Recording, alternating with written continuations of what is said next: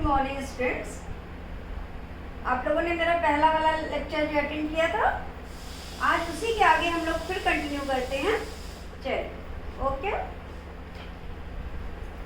Last lecture में मैंने आपको बताया था कि यदि आपका रिपोर्टिंग वर्ब पास्ट टेंस में होता है तो रिपोर्टेड स्पीच के टेंस किस तरह से बदलते हैं, याद है?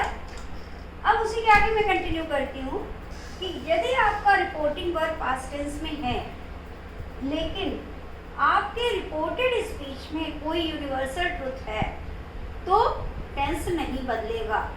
जैसे एग्जाम्पल के लिए, the teacher said, the earth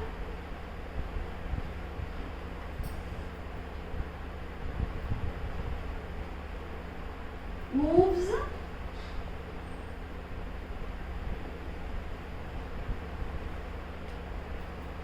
around the sun. The teacher said the earth moves around the sun. अब अकॉर्डिंग टू रूल तो ये होना चाहिए कि यहाँ पे रिपोर्टिंग वर्ब आपका पास्ट टेंस में है, सेड है, तो यहाँ पर मूव्स की जगह मूव्ड हो जाना चाहिए, लेकिन नहीं होगा। क्यों? क्योंकि धरती सूरज के चारों ओर घूमती है, धरती सूरज का चक्कर काटती है। ये एक सर्वकालिक सत्य है, यूनिवर्सल ट्रुथ है। इसलिए इसका हम जब इनडायरेक्ट बनाएंगे तो हम क्या कहेंगे? The teacher said. फिर कॉमेंट बटन हम कॉमा हटाने के लिए क्या लगाया है, उस दिन बताया था, that the earth moves round the sun. Clear है? यानी कोई भी ऐसी बात जो हमेशा होती है उसमें हम टेंस का परिवर्तन नहीं करें। The sun rises in the east. सूरज पूरब में निकलता है। तो जब सूरज पूरब में निकलता है मतलब पहले भी निकलता था, आगे भी निकलेगा, पूरब से ही निकलेगा। तो वो भी the teacher said the sun rises in the east, तो क्या हो जाएगा? The teacher said that the sun rises in the east. Sun rose in the east नहीं होगा। क्लियर है? इसी तरह यदि किसी की आदत के बारे में बताया जाए तो भी रिपोर्टिंग वर्ब के पास्ट टेंस होने पर भी रिपोर्टेड स्पीच का टेंस नहीं बदलेगा। For example, my father said, father said, the dog, my father said dogs bark at strangers. अब ये क्या है? ये डॉग्स का स्वभाव है। डॉग्स बार्क एट स्ट्रेंजर्स, ये उनकी आदत है। जब ये आदत है तो हम इसको ये नहीं कहेंगे My father said that dogs barked at the stranger, क्योंकि पहले भौंकते थे अब नहीं भौंकेंगे, ऐसा नहीं है। वो पहले भी भौंकते थे, अब भी भौंक रहे हैं और आगे भी भौंकेंगे। तो क्या इसका हो गया? My father said that dogs bark at strangers.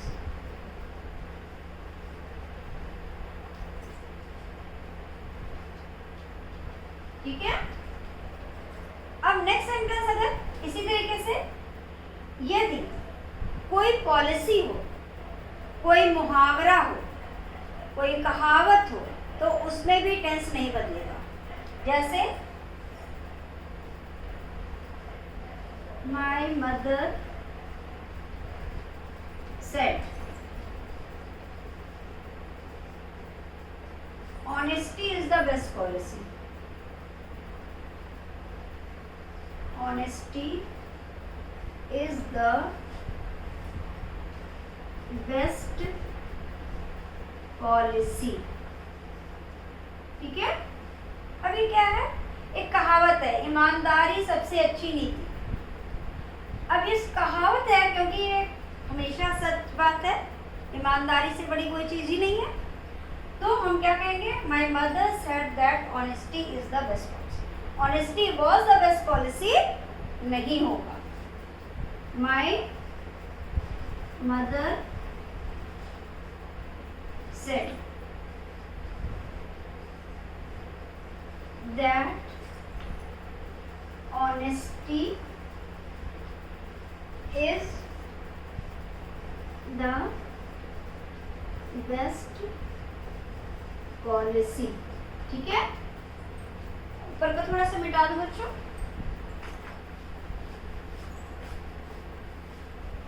इसके अलावा यदि कोई हिस्टोरिकल ट्रुथ होता है तो वहां पर भी आपका रिपोर्टेड स्पीच का टेंस चेंज नहीं होगा. For example, Mohan said, India got freedom in 1947. अब यहाँ पर रिपोर्टिंग वर्ब पास्ट टेंस है और यहाँ पर पास्ट इंडेफिनिट है. तो पास्ट इंडेफिनिट को कल हमने बताया था कि पास्ट परफेक्ट में चेंज हो जाता है, लेकिन यहाँ पर हैड गॉटन नहीं होगा. क्या होगा, यही रहेगा. Mohan said that India got freedom in 1947. Clear है?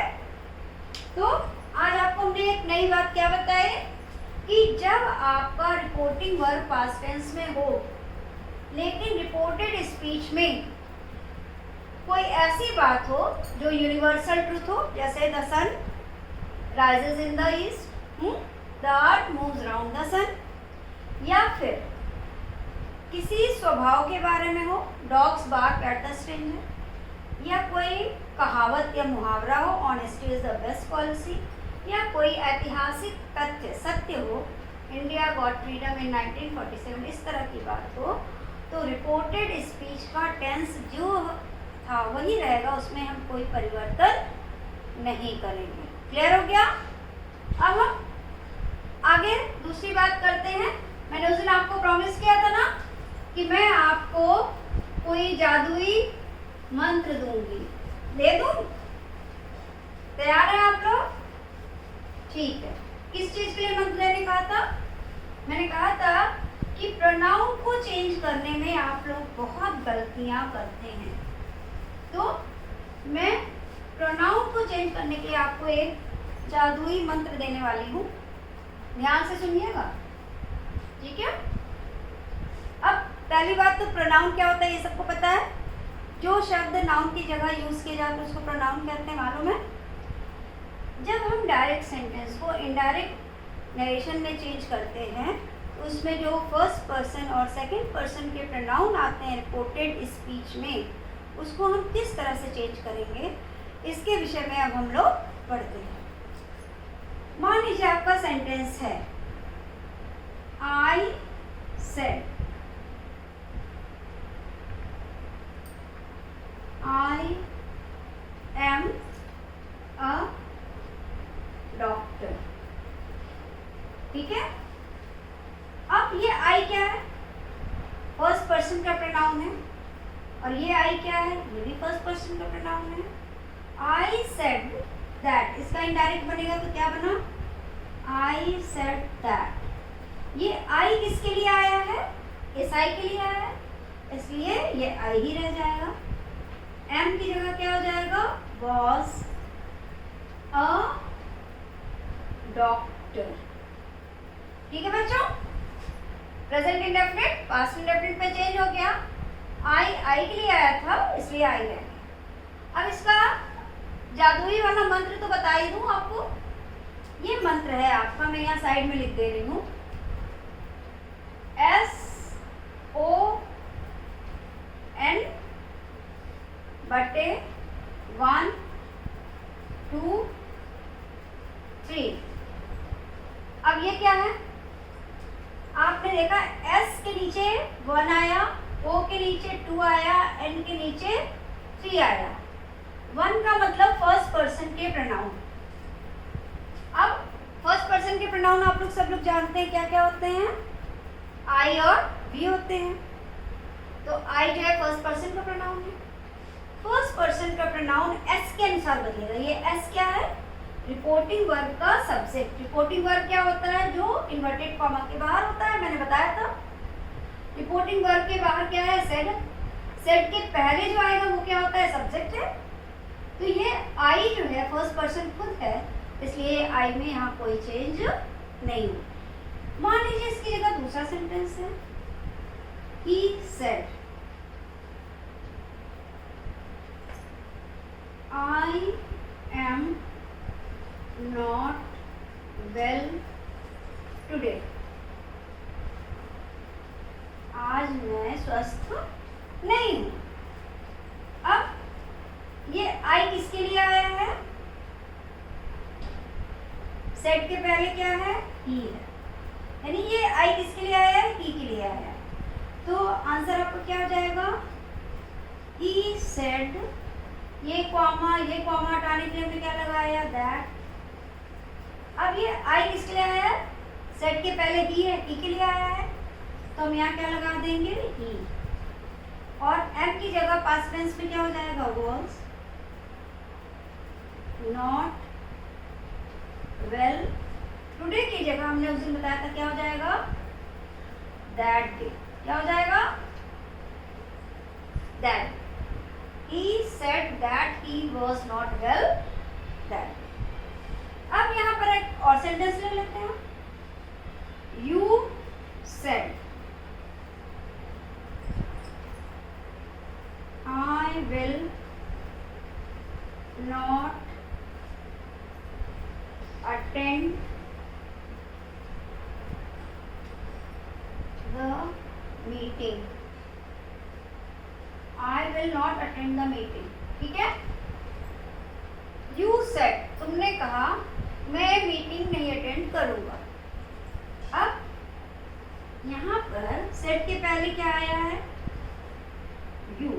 ठीक है, ये आई किसके लिए आया, फिर ये आई किसके लिए आया है, सेट के पहले वाले के लिए आया है। तो क्या हो गया, you, that you। और उस दिन मैंने क्या बताया था, अगर विल होगा तो वुड हो जाएगा, शैल होगा शुड हो जाएगा, कैन होगा कुड हो जाएगा, मे होगा तो माइट हो जाएगा, बताया था। तो यू के साथ यहाँ पर विल की जगह क्या हो जाएगा, would. You would not attend the meeting. Clear है बच्चों, कैसे हुआ ये, आई के लिए आया था, चेंज नहीं हुआ। आई ही के लिए आया था, ही में चेंज हो गया।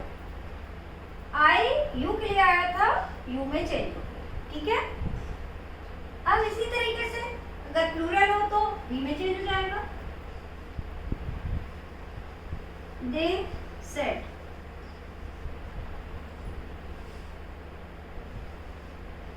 We shall play cricket. Play,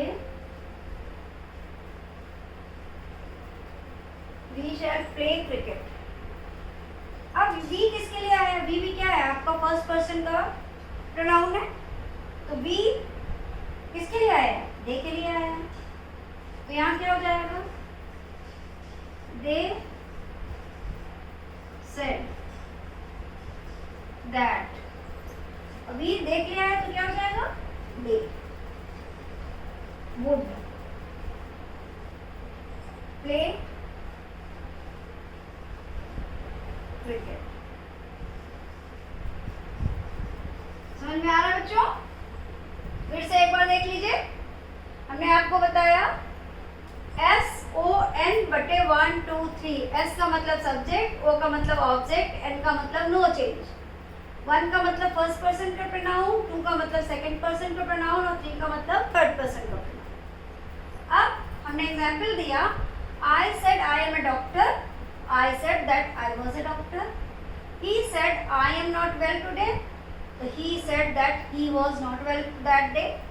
You said I will not attend the meeting, you said that you would not attend the meeting. They said we shall play cricket, so they said that they would play cricket. First person के pronoun clear हो गए आपको।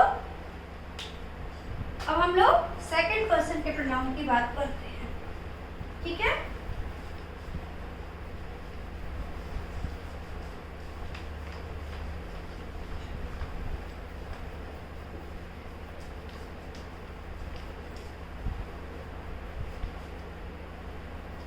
Second person के pronoun में क्या आता है?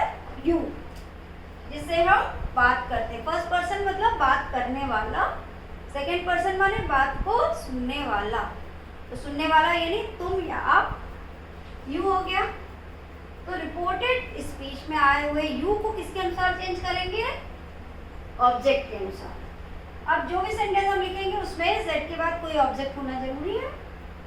जैसे मान लीजिए एग्जाम्पल लेते हैं, she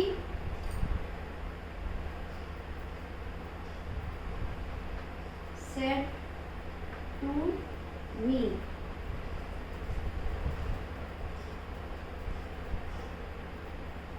I shall go to market with you, ठीक है। I shall go to market with you। अब I तो कैसे चेंज होगा? अभी अभी मैंने बताया, सेट के पहले के अनुसार। तो क्या हो जाएगा आपका? she। सेट किस में बदलेगा? जब सेट के बाद ऑब्जेक्ट होता है तो सेट उस दिन बताया था मैंने, असर्टिव सेंटेंस में टोल्ड में बदल जाता है। she told me that। I किसके लिए आया है? she के लिए आया है।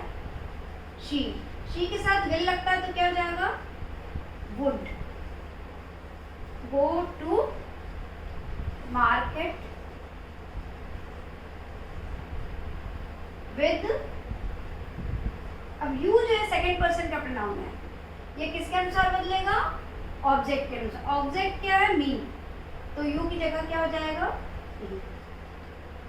she told me that she would go to market with me। Clear है? नेक्स्ट सेंटेंस लेते हैं, they said to us you all are very naughty, ठीक है। They said to us, you all are very naughty। तो they told us that। अब you किसके लिए आया है? किसके लिए आया है? us के लिए आया। तो you की जगह यहाँ पर हम क्या लिख देंगे? we all were very naughty। क्या हो गया? We all were very naughty। यानी कि यहाँ पर आया था us, तो यहाँ पे प्लूरल हो गया we all were very naughty। इसी तरीके से यदि आपका थर्ड पर्सन का प्रोनाउन आएगा तो एंड का मतलब नो चेंज। मान लीजिए एक सेंटेंस हमने लिया,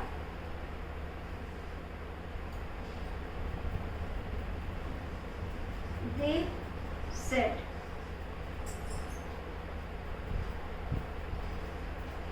she is very tall। तो they said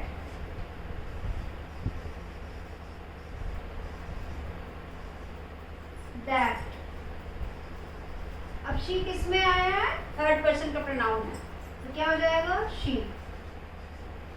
was very tall. ठीक है, ऊपर का मिटा दूं।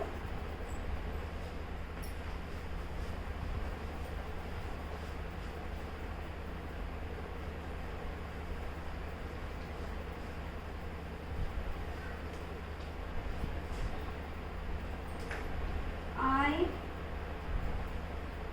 said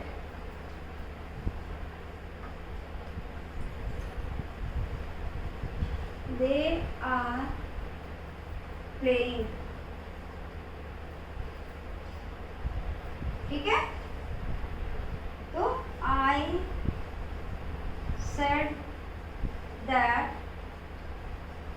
they were, present continuous किससे बदल गया, past continuous, they were playing. ठीक है, यहाँ कोई आप खेल का नाम डाल लीजिए, फुटबॉल, प्लेइंग फुटबॉल। ठीक है, इतना क्लियर हुआ आपको?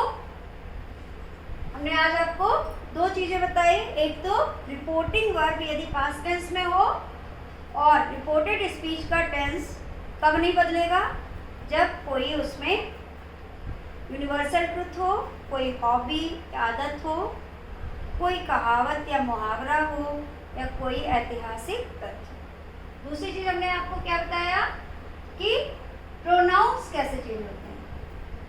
फर्स्ट पर्सन के प्रोनाउन रिपोर्टिंग वर्ब यानी सेड के पहले जो आया है उसके सब्जेक्ट के अनुसार बदलेगा। सेकंड पर्सन यू किसके अनुसार बदलेगा, रिपोर्टिंग वर्ब के बाद आने वाले ऑब्जेक्ट के अनुसार बदलेगा। और थर्ड पर्सन के प्रोनाउन जो है नो चेंज। अब एक चीज और, कभी कभी ऐसा होता है कि रिपोर्टेड स्पीच में यू तो आता है, लेकिन रिपोर्टिंग स्पीच में कोई ऑब्जेक्ट नहीं होता है। क्या होता है, ऑब्जेक्ट नहीं होता है। वहाँ हमें आप अपने से फर्स्ट पर्सन या थर्ड पर्सन में उसको चेंज करने के लिए कोई शब्द लगाना पड़ता है, जैसे कि माय फादर सेड।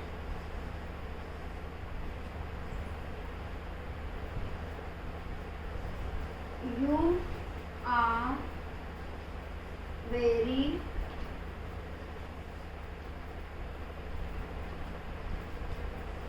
intelligent.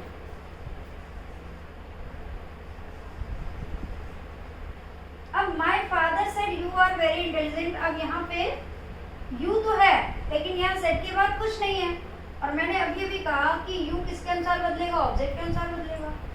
तो क्या करेंगे, जब नहीं है तो हम इसको अपने से अज्यूम कर लेंगे। मेरे पिताजी ने कहा तुम बड़े होशियार हो, तो मेरे पिताजी ने मुझे से तो कहा होगा ना कि तुम बड़े होशियार हो। तो my father told me, my father told me that I was very intelligent. ठीक है, my father told me that I was very intelligent. इसी तरह यहाँ पर कोई दूसरा सेंटेंस भी हो सकता है, जैसे माई फादर सेड। अब यहाँ पे यू आर वेरी इंटेलिजेंट की जगह हम क्या दें, she is, you are very courageous, और यहाँ पर हम ही या शी लगा सकते हैं। My father told my sister that she is very courageous. यहाँ पर आपको अकॉर्डिंग टू मीनिंग अपने से अज्यूम करना पड़ेगा। जैसे मास्टर सेड, अब यहाँ पर है Mohan you are very lazy.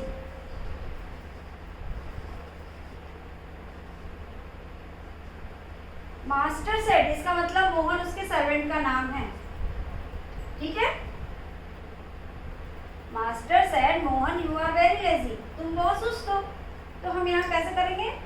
पहली बात तो ये जो कॉमा से जो शब्द है अलग, उसको बाहर ले आएंगे। Master told Mohan, master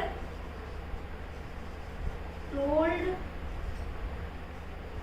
Mohan that. अब मोहन क्या है? थर्ड पर्सन है, नाउन जो होता है थर्ड पर्सन होता है। दैट यू किस में बदल गया? ई, आर की जगह हो गया वॉज वेरी इजी। क्लियर है बच्चों? ठीक है, आज के लिए बस इतना काफी है। अब नेक्स्ट टाइम जब हम लोग मिलेंगे इसके आगे बात करते हैं, और आप लोग इसको अच्छे से रिवाइज करिएगा। प्लस मैं आपको कुछ होमवर्क में याद करने के लिए दे रही हूँ। जैसे आपके सिलेबस में वोकैबुलरी है, बहुत इंपॉर्टेंट है वो। फिगर ऑफ स्पीच है, डेफिनेशन है, उसके एग्जाम्पल्स हैं, वो हैं।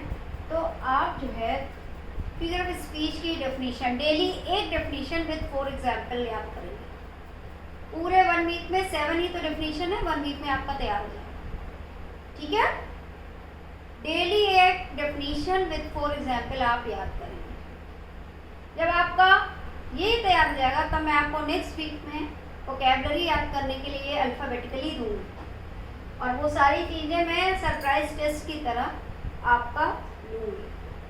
ठीक है, तो ओके, आज के लिए बस इतना ही। Bye bye students.